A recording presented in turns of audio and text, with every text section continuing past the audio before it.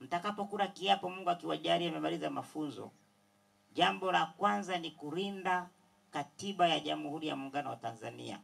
Kwa namna yoyote, unapokuja swala la kulinda katiba, hakuna compromising. Ukishapewa order ni kutekeleza na kutii.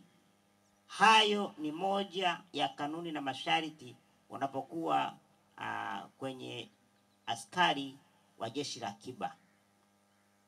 Ndugu wanafunzi, katika mafunzo haya mgambo mtafundishwa namna mbalimbali za kulinda maeneo nyeti wakati wa amani na wakati wa vita.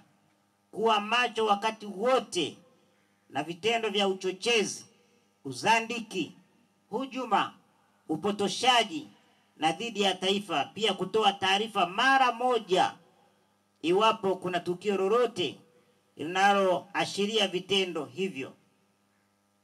Kwa hiyo wewe, Mungu akikujalia, unapokuwa umehitimu yale mafunzo yako, macho yako yanatakiwa yawe macho masaa 24.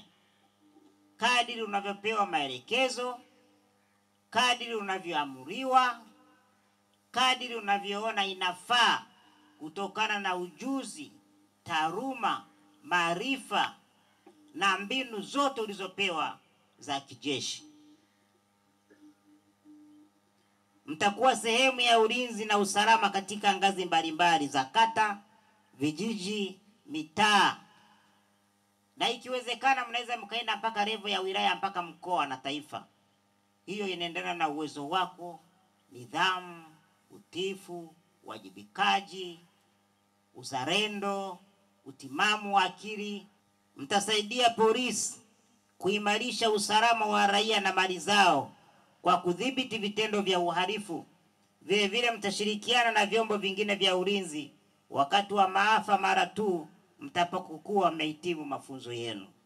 Ndugu wanafunzi, kwa kipindi hiki kinachoendelea cha uchaguzi mkuu wa nchi ambavyo tutaanza hivi karibuni kutokana na ratiba za Tume ya Uchaguzi nchini, na waomba ni waase sana kutojihusisha na vikundi vinavyoashiria uvunjifu wa amani. Hivyo muwe wa kwanza kutoa taarifa pale mnapoona kuna mtu au kikundi chenye nia ya kuvuruga au uvunjifu wa amani. Lakini kitu kingine, hamruhusiwi kujihusisha kwenda kugombea udiwani ama ubunge. Mkishaingia ndo maisha yako uliyochagua hayo mpaka siku utakapostaafu.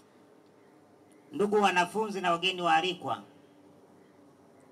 mwisho kabisa, baada ya kusema hayo, natangaza rasmi kwa kozi hii imefunguliwa leo rasmi tarehe 16 mwezi wa 4 mwaka 2025. Naomba niwatakie mafunzo mema na Mungu awabarikini sana.